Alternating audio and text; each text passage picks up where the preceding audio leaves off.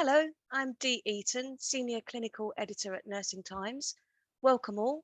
I'm really excited to be presenting to you the first webinar of the Nursing Times Clinical Skills event series.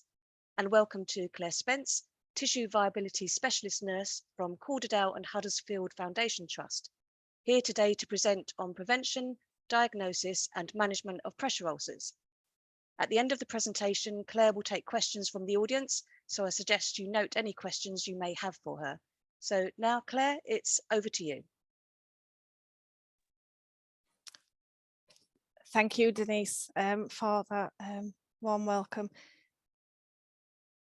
Sorry, I hope you can see my slides. So yes, hello, my name is Claire Spence and I am a tissue viability nurse, and it's an absolute privilege to be here speaking to you about a topic that I'm so passionate about.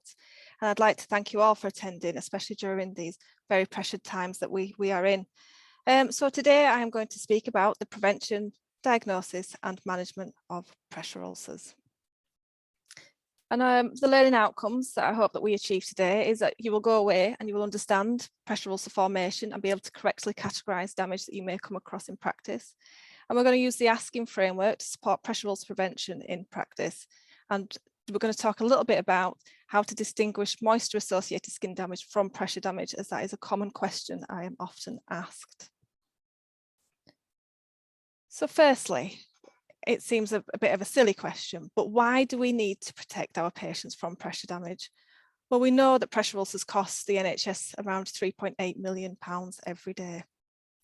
And we know that this increases the length of stay in our hospitals and it increases the community nurse load. And we know that significant harm and distress is caused to our patients and their families, and this increases the risk of infection, sepsis and death. And when we talk about harm, we're not only talking about that tissue damage, that tissue injury that we have caused, we're talking about the impact of that injury on that individual and their families. So whether that's because we've actually asked now that patient to be bed-based, we might be delaying their rehab. We might say that they're going to be bed-based at home. They might be in a very small bedroom and confined to that very small bedroom, which isn't conducive to having family around and visitors, and increasing that social isolation and having that impact on that patient's mental health as well. And we know that many of our pressure ulcers are preventable. So we've moved away from the terminology of avoidable and unavoidable, as this infers some kind of blame. So we want all instances to be investigated and to support our organisational and system learning, and so that appropriate actions can be taken to protect and preserve our patients' safety. So we'll start by just talking about what the definition of a pressure ulcer is. And many of you will have seen this pressure ulcer. This is the EPAP definition of pressure ulcer, and it's the nationally accepted definition of pressure ulcer we should all be working with. So a pressure ulcer is a localised damage to the skin and underlying tissue, usually over a bony prominence or related to a medical or other device, resulting from sustained pressure, including pressure associated with shear, and the damage can be present as intact skin or an open ulcer and may be painful. So what I've done here is I've highlighted some really important pieces of information within that definition, and that is it's saying it's usually over a bony prominence. So we know that not all pressure damage is over a bony prominence. We know that it can be medical device related. So that could be from a face mask, it could be a hearing aid, it could be glasses, it could be a catheter. We're talking about all these different medical devices that we regularly see on our patients. And then if we do see a medical device related pressure ulcer, that is how we would report it. So we want to differentiate this from a standalone pressure ulcer over the typical bony prominence to one that actually tells us this was a medical device related pressure ulcer, and that aids our learning and it'll aid our actions that might need to be taken. It's also highlighting that this is painful. It's giving you that red flag. It's telling you if our patients are complaining of pain across their pressure areas, this is our first red flag that says something, that tissue is not tolerating the current practice that we are doing, and something needs to change in order to protect that patient. So if we just have a look at the pressure damage cycle, as we've called it here, we know that pressure is that vertical force of the weight of the patient's body against a surface. And then you'll have known in the definition it said shear as well. And shearing damage is just a little bit different. It's that horizontal force that causes the bony prominence to move across the tissue as the skin is held in place. So this is an example of this is if we all sat on our hands now, which is something I do quite regularly when I do some teaching, you can feel those sitting bones or something called the ischial tuberosity. And you can feel those bones. And then as we're sitting, if we slump forwards in the chair, we can feel those bony prominences move, but the tissue itself is remaining in that same place, and there's that pull and there's that tension across that area. And this causes stretching and damage to the blood vessels, which reduces the blood flow and can lead to that cell damage, that tissue death. So during the cycle, it's quite simple to think of it as when we apply or exert that pressure over these vulnerable areas, it occludes the blood and the lymphatic vessels. This prevents the supply of oxygen to that tissue, which prevents the supply of nutrients that are needed to that tissue. And it also prevents the waste products to be taken away from that area and results in ischemia and tissue death. So what we need to do is stop that cycle, because once we've had the ischemia and tissue death, if we've still got that pressure exerted, we go back to continues to occlude the blood vessels and we go round and round in that vicious cycle. So the biggest thing that we need to do is remove that pressure and break that cycle to prevent that pressure damage from occurring. And we can do that this requires a complete holistic assessment. And we can do that using the ASKIM framework as recommended by the NHSE. And this was formulated to minimise variations in practice. And it's an acronym, and it's the acronym ASKING. And this includes assessment, skin assessment, support surface, keep moving, incontinence and moisture, nutrition and hydration, and giving information. And we'll go through each of those elements in turn according to the framework. So A, that's for assessment. And we know that NICE and the National Wound Care Strategy are recommending the use of a validated pressure ulcer risk assessment tool. And there is multiple tools out there. This includes Waterloo, Purpose T, Braden, and it doesn't really matter which tool it is that we are using. What matters is, what is the outcome of that assessment? What is it telling us about our patient? So it should be identifying those at risk. So it's telling you their risk level. It should be used to then trigger some kind of intervention, to plan, implement and evaluate interventions. And it's going to help you use your resources appropriately. And all patients should have a risk assessment completed. So when should we complete this risk assessment? So we want to do it within 6 hours of admission into the acute setting or on our first community visit. We want to do it on change of care settings. So whether that's our community patient that's gone into some residential respite care, or whether it's our patient on the ward that's gone to being transferred to a different ward, we want to redo that pressure risk assessment at that point. I'd also say that we need to do that post-intervention. So for example, if you're in hospital and you've had been in theatre for many hours, which we know some surgeries do take, then we need to be completing that risk assessment on receipt of that patient, because it's likely that those clinical situation has changed for that patient. And that brings us on to changes in clinical presentation. So whether that's our patient in the community that's become unwell and is actually experiencing reduced mobility, or whether it is our patient in the hospital that's developed pyrexia and has become unwell, we want to be changing. It could also go the other way, that if the changes in presentation is actually, we've had that patient that's come from theatre and it's a few days post-op and they're back to their baseline of being mobile and independent. So then we want to redo it, because actually we're going to change again the interventions that we put in place, because we want to use our scarce resources effectively and appropriately too. So we're going to look at pressure ulcer risk factors. So they are risk factors that may predispose us to pressure damage.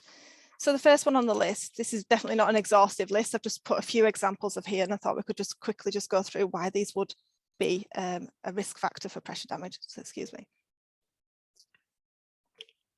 So age in skin.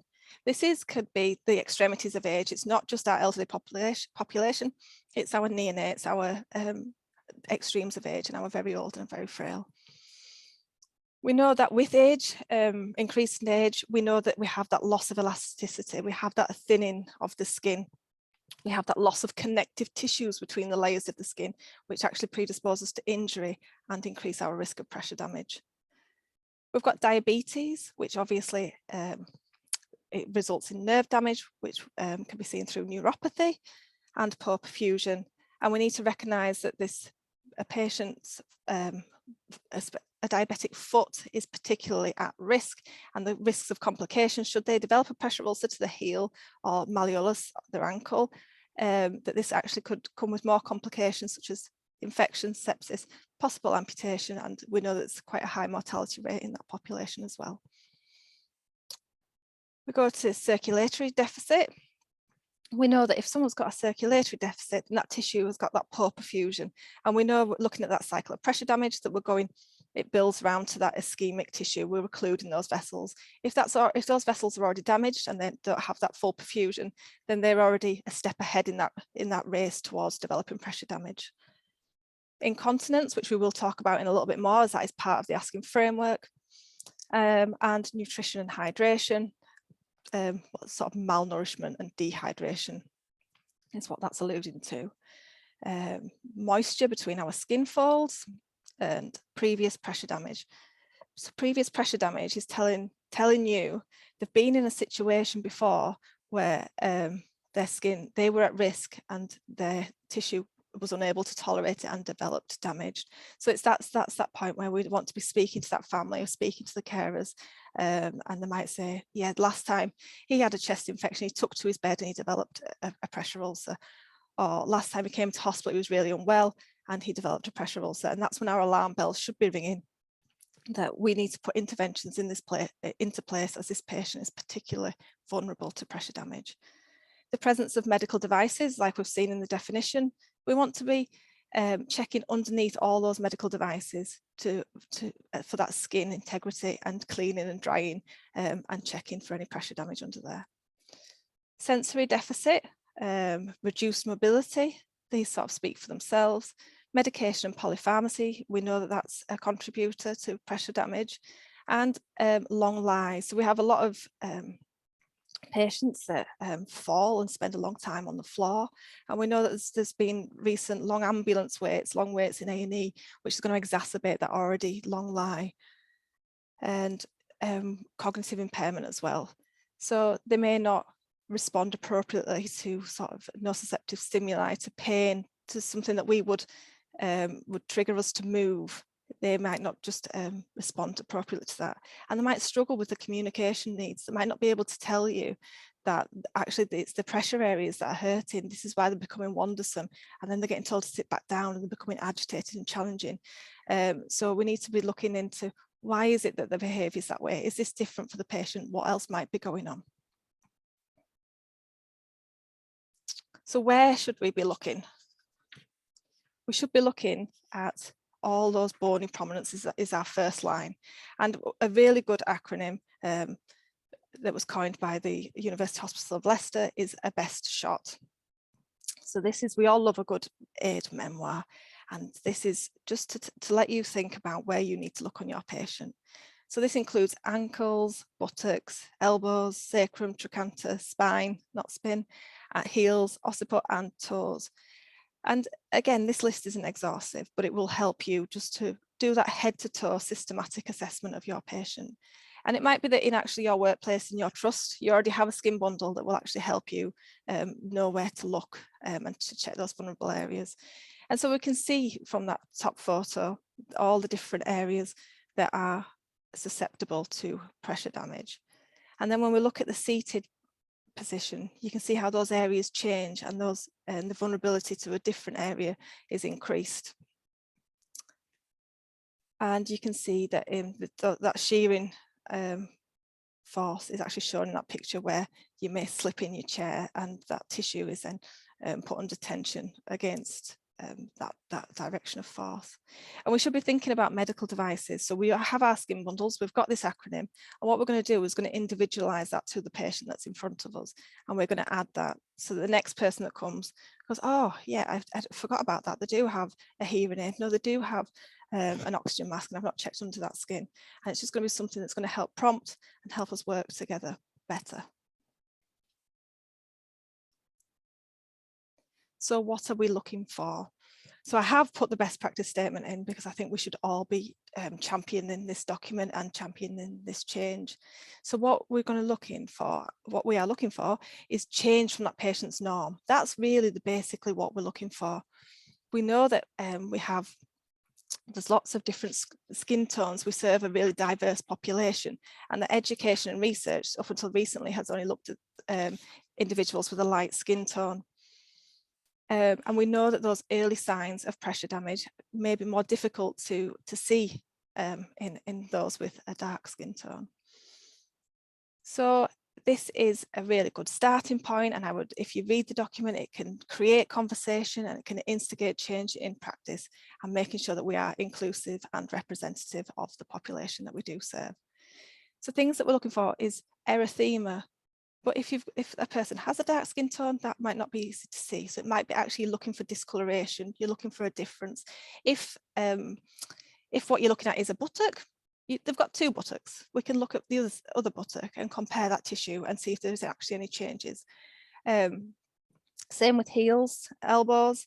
We can have a look at that skin.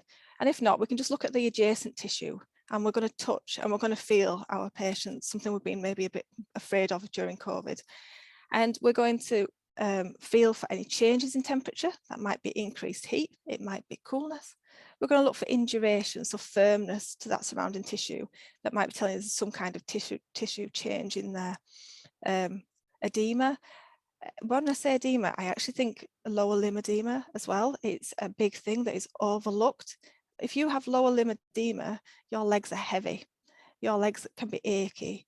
It might be painful for you to move your legs. You might not be able to lift your legs at all once you've got into bed. So those heels are super high risk, and we can offload those, and we'll talk about that a little bit later on. We're looking for dry skin. We're looking for moist skin. We're looking for blistering, and we're going to ask about pain. Is there anywhere that's actually hurting you at the moment? Because that is going to be our red flag. And what we're going to do once we've looked at this, we're not just looking just so we can document it and write it down. We're looking so that we can put in an intervention. If our patient's got dry skin, let's optimize their skin integrity. Let's use a soap substitute. Let's put an emollient on those legs. If it's moist skin, where's this moisture coming from? Is it that they've got quite deep skin folds? Do they need cleaning, drying, and protecting with a barrier spray? We just need to always think that every assessment that you do is to trigger an intervention.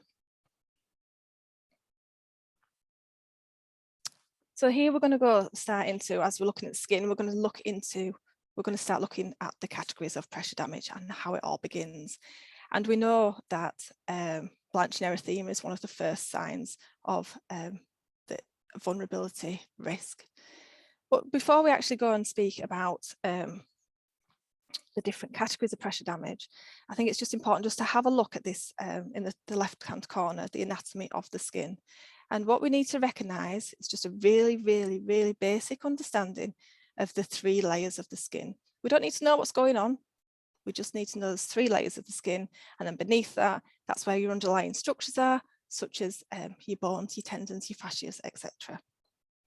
So 3 layers of skin. That top layer is the epidermis, very thin layer. Does vary in thickness depending on location. We know that the hands and the plantar of the feet have thicker because they're under much more wear and tear. And whereas we know we've got other areas that are much more delicate, such as maybe around your eye. And then beneath that, you can see is the dermis, that pink bit. And then that's where where it becomes quite vascular. That's where our capillaries are. That's where our nerves are. And then beneath there, we have those yellow looking baked beans underneath, and that is your subcutaneous tissue. This is your fatty tissue. And then underneath that, as we said, that's when you get your underlying structures, your bone, your muscle, and your tendon. So just having that basic understanding will help you be able to effectively categorize pressure damage, because pressure damage is categorized by depth of the injury, which will become more apparent as we go on. So the very first thing we do is we go and check our patient's skin. It's red. You'll all have heard of the Blanch test, and we press the area, and then when we let go, it turns white, and then when we let go, that area reperfuses. And this is telling us that the actual microcirculation is intact. So that vascular supply within that dermis hasn't actually, it's an indicator that's probably not damaged at this point. So what we don't want is, I did check the pressure areas today, they were red and blanching. Okay, so what have we done about that? So we've said that the red and blanching, why do you think there might be red and blanching this time? Has that patient sat out too long? Does that patient need to take an element of bed rest during the day? What are we going to do about that? So at this point, we don't have pressure damage. We're not categorizing it as pressure damage. We only go on to category 1 pressure damage once we have non-blanching erythema, or we're saying that erythema that we do see is a persistent erythema. So non-blanching erythema, we're going to use the apples. I love the apples. They're super simple, but they're super effective at getting the different layers across. So non-blanches is like what it says on the tin. You've pressed that tissue and that redness didn't blanch, didn't go white, and it's telling you that actually there may be some damage to that within that microcirculation to that area, and it's a red flag. We need to offload that pressure and allow that tissue to reperfuse and heal. So if that's your apple, that's just that red surface to it. And then obviously there's the anatomy at the top that's just showing you that it's gone through that epidermis, and there's some damage to that, very superficial damage to that underlying dermis there. Again, we need to be mindful that the dark skin tone may not have visible blanching, and you're going to be looking for those other symptoms that might be telling you that something's going on in that skin. The skin is intact. We don't have any breakages to the skin. We just have an area of erythema. And I was going to tell you about persistent erythema. So persistent erythema is when you've repositioned your patient and you've noticed that the left hip is red. So you've repositioned them over onto the right side, say. And then when you've gone to reposition them on the back of maybe a couple of hours later, or that erythema on the left hip that's had no pressure for that during that time is still present. And that is then classed as persistent erythema. So it's still there, even though you've taken that pressure away. So that's still your category 1 pressure damage. And again, we might have localized heat or coolness. We might have pain, but it's important, this is reversible. So this is the time, let's get all those interventions in place. Let's change our packaging, our care plans for that patient and get them right to meet those needs. So once we've actually broken the skin, that is when we are going into our deeper categories of pressure damage. And this is a category 2 pressure damage. So we're still actually fairly superficial. You're not going to have more than a partial thickness tissue loss. So this is affecting, as you can see in that anatomy picture there, it's affecting that epidermis, and it is damage to the dermis also. And it can be present as an intact or ruptured or deroofed serous blister. So that is a clear straw fluid filled blister. And it's telling us, so we know that even if it's a fluid filled blister, what we do know is that actually that's clear fluid. So it's not actually affected any sort of vascular supply. There's no bleeding into that wound. So we know that that's going to be very, very superficial. And what we know is that that epidermis and that dermis have just become separated with the presence of that fluid. So if you were to drain that blister, it remains the category 2 pressure ulcer. If that top layer of skin, like in the top right-hand corner, comes away, then it's still that category 2 pressure ulcer. You can see how just that epidermis has been removed in that top picture, and it's just showing you that nice clean dermis, because we're going to have minimal slough on this area. So in our apple, we've basically just got our apple peeler and just taken that top layer off. It's also to say is category 2 pressure damage is one of the most, it's sometimes the most confused with moisture damage or should I say the other way around, moisture damage is often categorised as a category 2 pressure damage, but it's not. They've got different etiologies and they've got different management needs too, which we'll come on to when we're going to incontinence. So when we go from our category 2 pressure ulcer, we might then, if we're going to deeper damage, this is a category 3 pressure ulcer. So this is where we call it full thickness tissue loss. And this means we're down into that fatty yellow subcutaneous tissue seen in that picture. And the slough does not obscure the depth. So it might have slough, it might have some devitalized tissue to that area, but we know the depth of that ulcer. We can see that wound bed. We definitely can't see bone, tendon or muscle to that area. And we know that the depth varies according to anatomical location.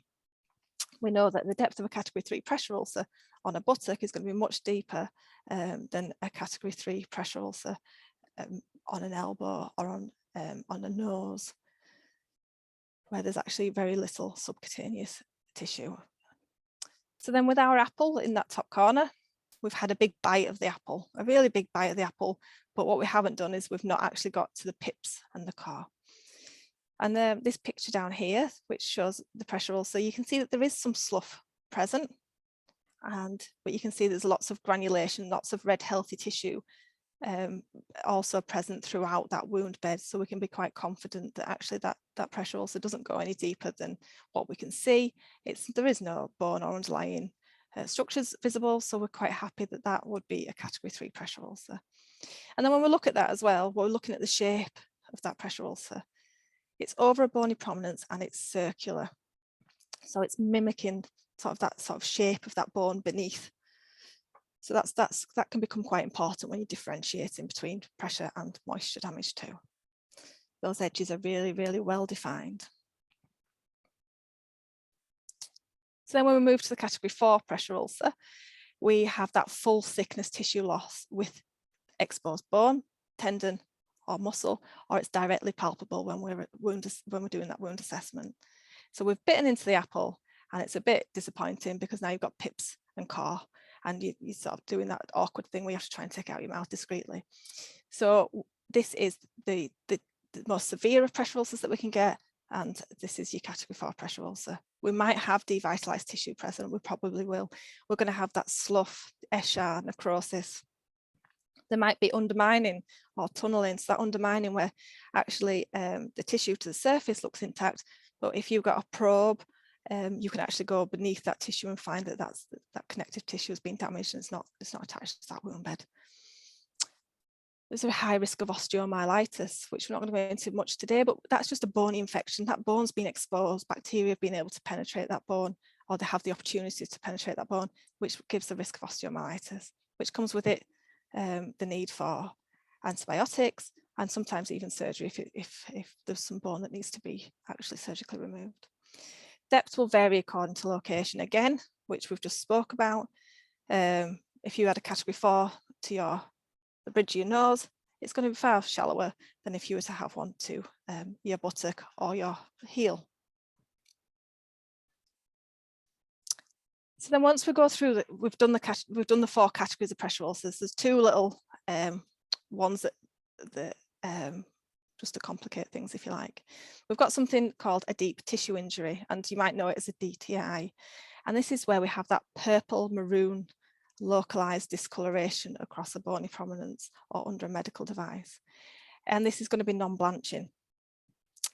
And it might be that somebody comes to you to escalate within the team and says, I went to see so-and-so today and she looked like she had a bruised sacrum. That should be ringing alarm bells. Why would this patient have a bruised sacrum? Could it be pressure damage? It's more likely to be that it is pressure damage, isn't it? So the skin is intact, or it could be a blood-filled blister. So this is now a blood-filled blister, not that clear straw serous fluid blister we were talking about when we were talking about category 2 pressure damage. So you can see in the apple there, we've got that nice discoloration. And we've also got the buttocks there where you've got that purple, very large purple DTI to that right buttock. And it's probably present with pressure in combination with some shearing damage there. The thing with a deep tissue injury is it comes from those deeper tissues. So the damage occurs in those deeper tissues, and what we say is it evolves. So that damage takes time to surface, and if that damage is severe enough, that it will ulcerate and it might become a sloughy ulcer. We see many that become an unstageable pressure ulcer following DTI. Some of them don't. Some of them, maybe such as a fluid-filled blister, actually just reabsorb, and it just becomes reabsorb, it becomes really dry and it peels off, and then that's healed underneath, so that never ulcerates. So what we like to do with deep tissue injuries is obviously put all our interventions in place to prevent pressure damage getting worse, but then we want to monitor them and see how they evolve. And it might be that they evolve despite appropriate intervention, because that pressure damage is there and we just couldn't see it. So our patients that have a long lie might just have that really, really deep red pressure areas that we know that they've been on the floor for a long time. And actually over the coming days, that develops into a purple area, and that damage was probably already present. It's just taken some time to surface. And then the last one is unstageable pressure ulcer. And this is really simple. It is what it says on the tin. It is unstageable because you cannot see how deep that ulcer is. So we've just said that we need to know the depth of a pressure ulcer to be able to categorize it. Well, this is obscured by slough or necrosis or any sort of devitalized tissue, and we just don't know. So we would be waiting for that tissue to debride to reveal the depth of that wound, and then we would categorize it as likely a 3 or a category 4 pressure ulcer. So this is full thickness tissue loss again, and you can see this very, very circular ulcer in this bottom picture, and it's got a tiny bit of necrosis and slough, but it's really thick, opaque slough, and I can't see if there's actually bone beneath there. So we would like to just wait, maybe put something to aid debridement, and review that at a later date. So now we've assessed our skin. We know what's going on with our patient, and we know if there is any sort of damage to the skin, and what are we going to do about it. So we need to be thinking, what surface is our patient on, and what's available to us. I've just tried to put some pictures of examples here just to sort of help just do examples, but you should be aware of what equipment is available within your trust or your workplace that you can use, so you know when you're able to upgrade, or equally when you're able to downgrade a patient's mattress or cushion. So I'm not going to go into them too deeply, but obviously the first one is a high specification foam mattress, which we all know about, and that is a pressure redistributing mattress for those that we've deemed as at risk. It might be in the community that you have mattress toppers that you might be using where it's not appropriate to put a full mattress in, or the patient doesn't need a full mattress in, and they'd rather have a topper. There are other things available. You might be in a hospital where it's likely that your basic mattress, it will be a high specification foam mattress. We have hybrid mattresses, powered and non-powered, so that's a mixture of foam and a dynamic mattress, and these are quite good because they allow you to upgrade your patient's mattress from a foam to a dynamic mattress without actually installing a full new mattress. It's just by attaching a pump. And some of them are non-powered mattresses as well, which is foam with some air sills running through. We have some lateral turning systems, which we talk about more about in Keep Moving. But if we're thinking, we don't just think mattress, we think, what about seating? If we're saying our patient's really high risk, they've got a pressure ulcer, and I've put them on a full dynamic mattress to mitigate that risk, and then I sit them out in a chair with no pressure relief. We need to look at that holistically. We need to look at, actually, what can we do to make sure that, one, the posture's right. We don't want shearing, we don't want that slumping forward and slipping in the chair. And we want something that's going to actually give some pressure relief to those pressure areas as well. And remember, we can enlist the support of our occupational therapists that might be able to do a seating assessment for us, but you would have to go through your local policy for the best, for when you need to do that. So surface continued, it's not just your mattress, it's not just your cushions. It is, it could be an offloading device. So offloading is the most effective pressure ulcer prevention intervention because you can offer zero pressure to that vulnerable area. So your patient with that lower limb edema that we were speaking about earlier we can protect the heels. The patient that's diabetic that we know is going to have complication and higher risk of infection and amputation, we can protect those heels easily by just putting a device at the bottom of the bed.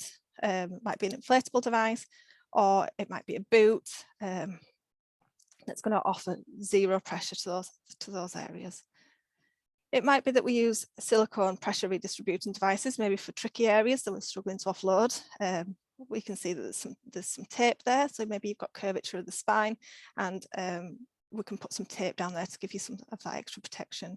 It might be that actually the lower limbs aren't conducive to a boot or a wedge, and we might have to use a gel heel as an alternative for that person.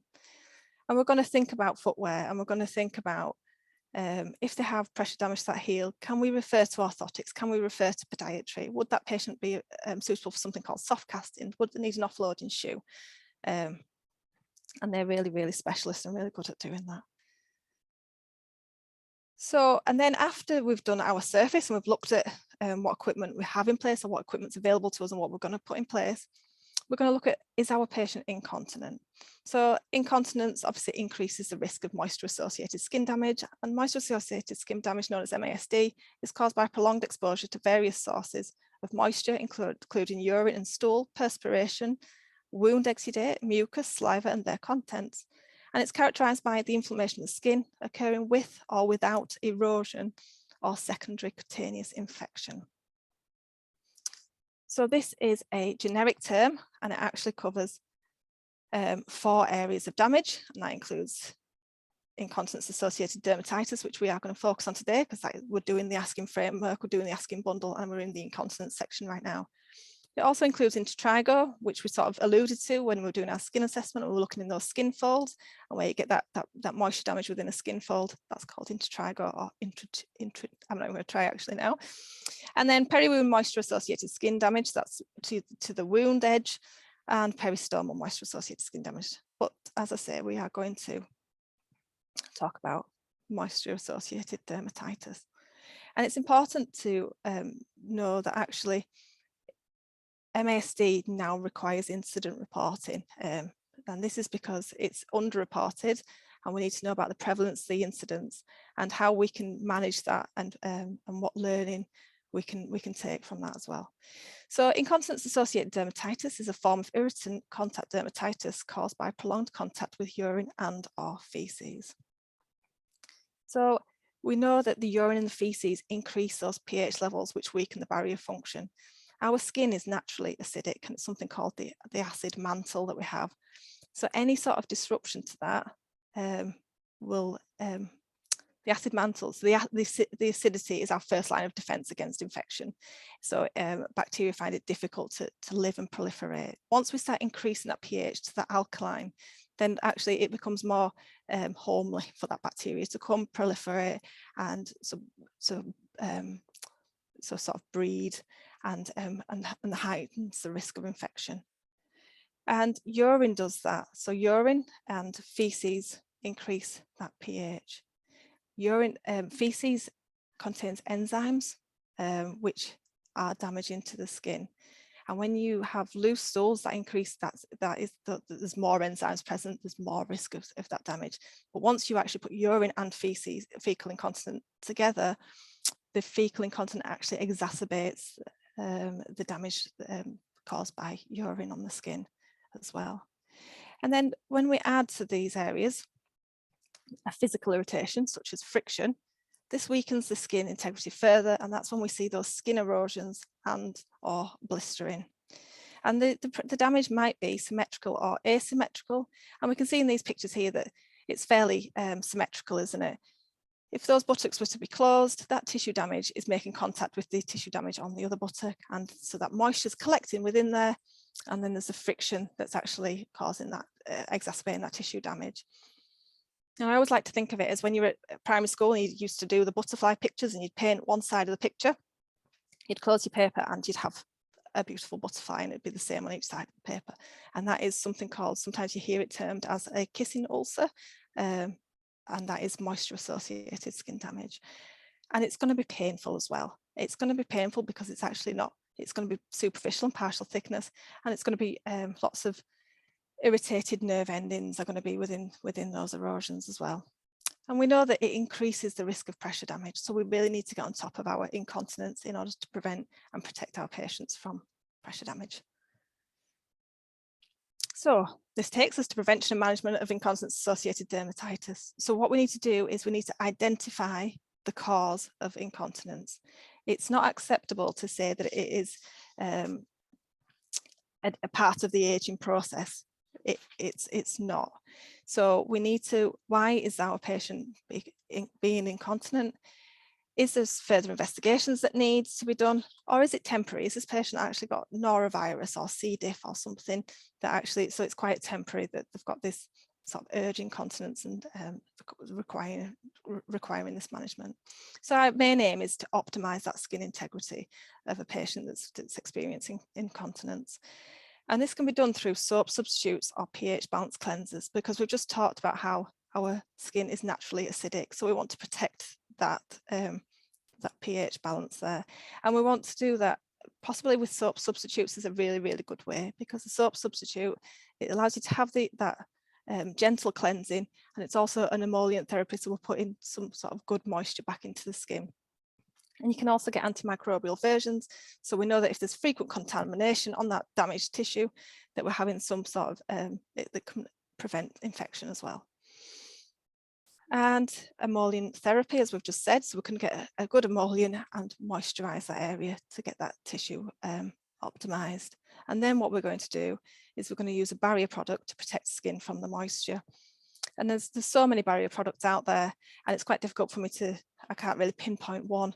But what it's important to know is the range of barrier products that you do have. So it starts with a cream, and so my rule of thumb is if it's preventative and we've got very little or no moisture associated skin damage, then a cream should be adequate.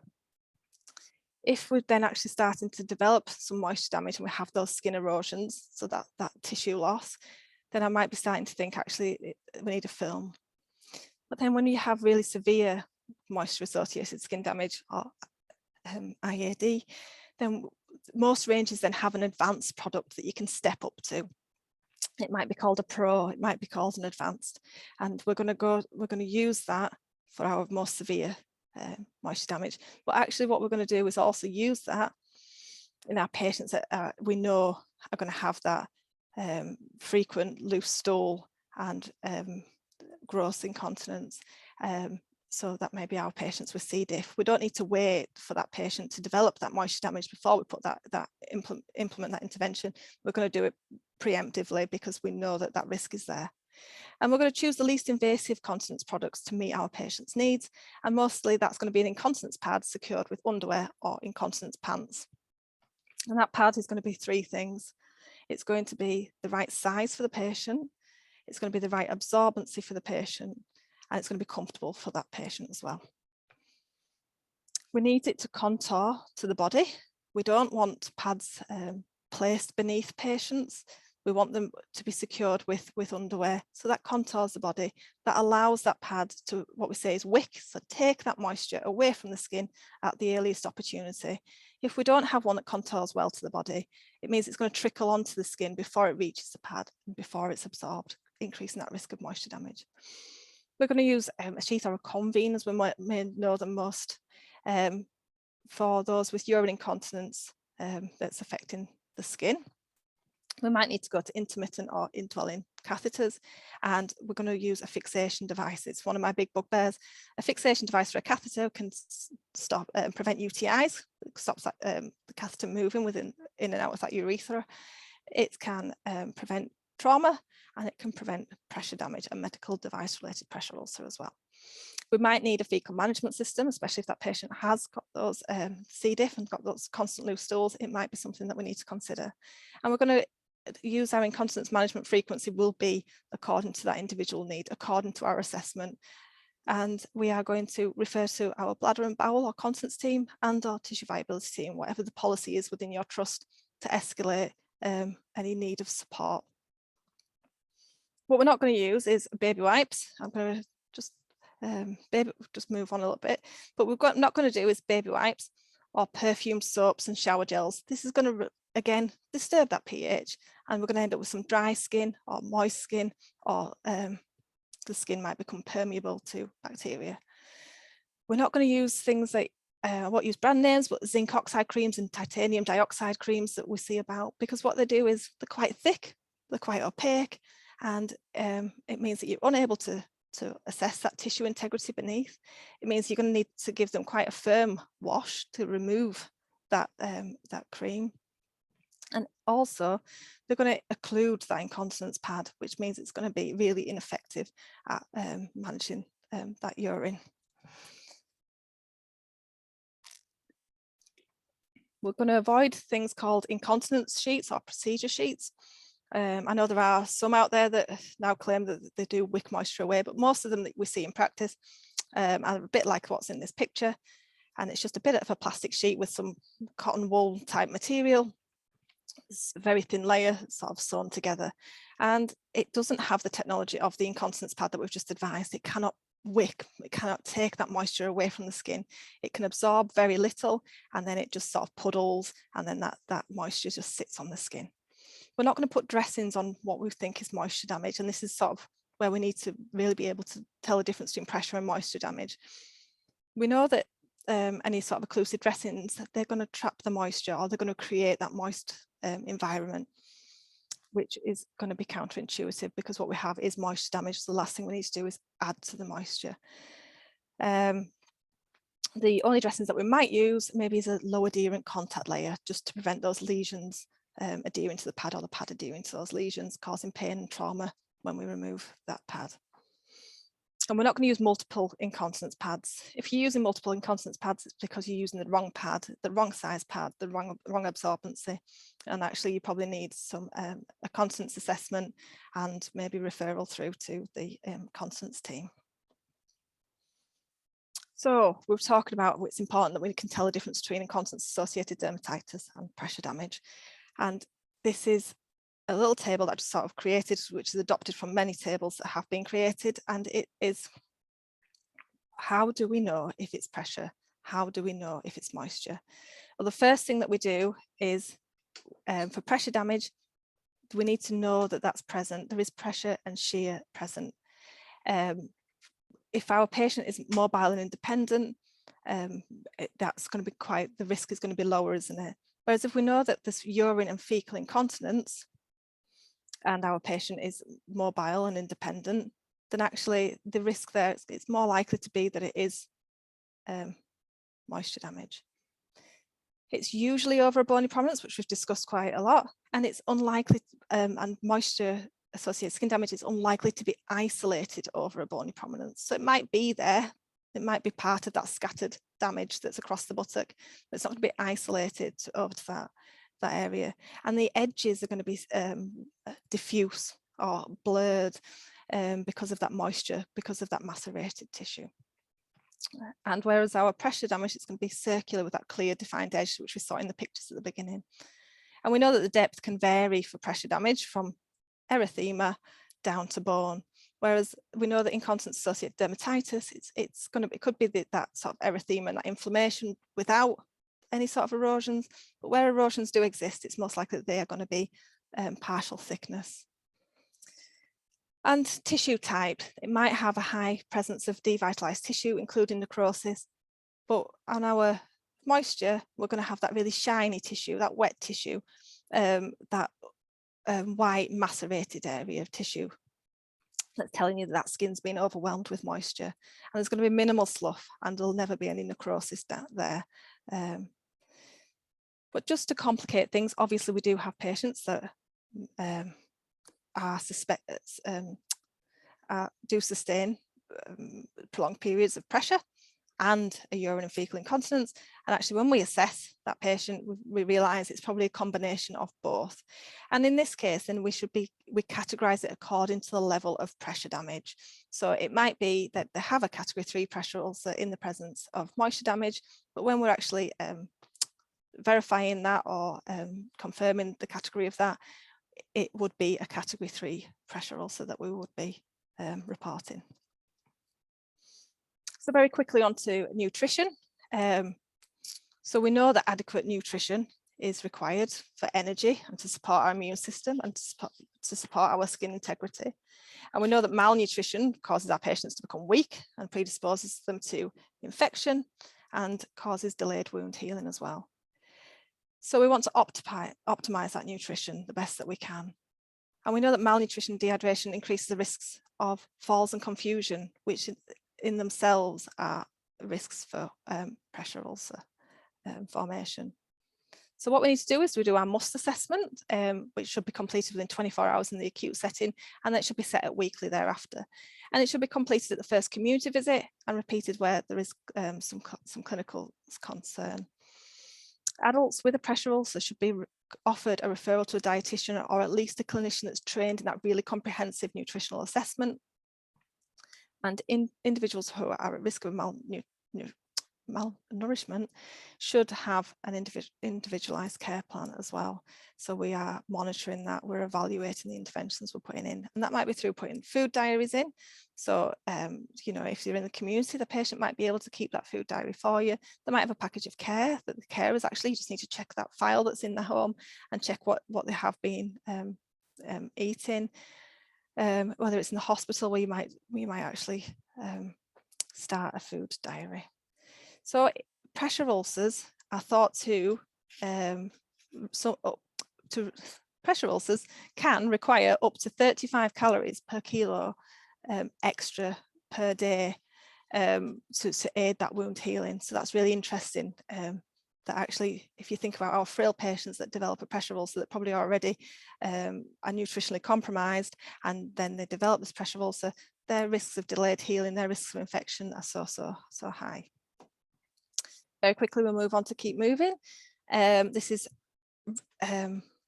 just to let you know that repositioning is one of the most effective interventions in pressure ulcer prevention.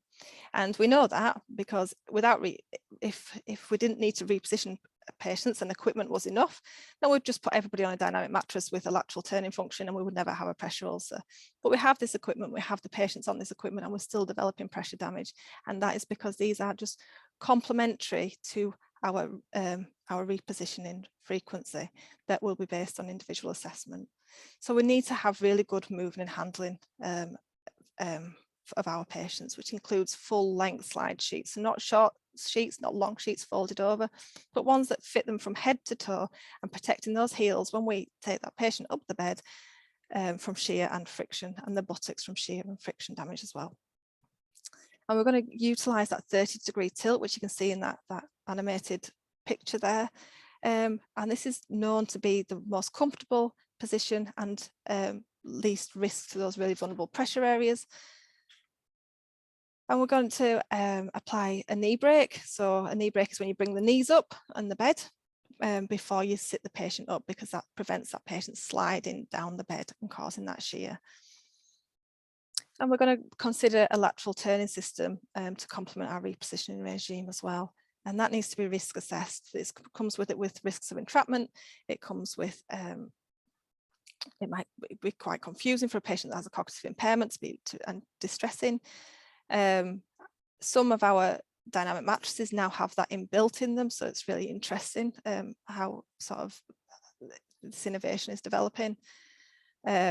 But again, it would be on individual assessment, and we can refer to the wider MDT, can't we? Because we want to optimize that patient's mobility, and we can have occupational therapy for adaptations to increase their independence, because we know if we can get that patient moving independently, they're going to be at lower risk of developing pressure damage. So giving information is G on our ASKIN framework. So this is really important. So we want to give verbal and written pressure ulcer prevention education to patients and families and carers. And this is going to be in a format, it's going to be in a language that they understand. Because we know that to be forewarned is to be forearmed. So educating our patients in pressure damage will help in the prevention as well. So that might be using patient leaflets, or it might be having those open discussions with them about the risks. And these should be done as a preventative. So we don't need to wait until we develop pressure damage to give our patient pressure ulcer prevention leaflet. We want to give it, we've noticed that you're at risk, I'd like to discuss with you your risk of developing pressure damage, and I'll leave you this leaflet for you to look at your leisure as well. We're going to incident report all of our moisture associated skin damage, and when it comes to pressure ulcers, we need to DATEX or incident report our category 2 pressure ulcers and above. We want to consider referrals to the wider MDT because communications between all the professionals that can look at this patient holistically, we're going to preserve our patient safety. We're going to look at using clinical photography and wound assessment to monitor any pressure ulcer that has developed, so we can watch for progress and we can see deterioration as well. And we're going to have clear, concise documentation within our patient record. I think we just need to mention as well about safeguarding. I don't think I've really mentioned it, but obviously if a patient comes into you with significant pressure damage, we should be considering a safeguarding referral. If we have concerns about the care they've received, then we should be doing a safeguarding referral. And many of you will have a checklist for safeguarding, which will tell you when a safeguarding referral should be triggered. We're also going to think about safeguarding for our patients that have what we maybe called some non-concordance. So they maybe don't want to go with the advice that we're advising or recommending. So it might be that we just need to check that that patient has the capacity to make those decisions, and we're obviously putting in interventions to alleviate that. So it might be through negotiations.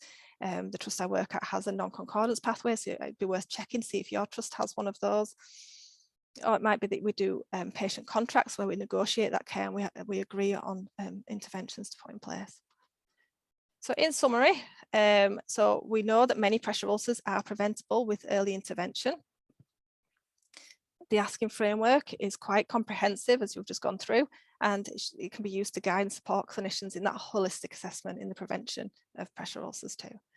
And results of assessment should always trigger some kind of intervention, or if we find that this is low risk and it's not going to trigger an intervention, we're going to document that and we're going to rationalize that. Incontinence management is a crucial element of pressure ulcer prevention, and the differentiation of pressure damage from moisture associated skin damage, in particular incontinence associated dermatitis, is challenging, and it requires that holistic assessment looking at your patient as a whole. And both pressure damage and moisture associated skin damage affect a patient's life. They're painful, it's distressing, and it affects their quality of life. And moisture associated skin damage and category 2 pressure ulcers and above all require an incident report. And MDT working is required to preserve our patients' safety and prevent pressure ulcer formation. And I'd like to really thank you for listening, and I welcome any questions.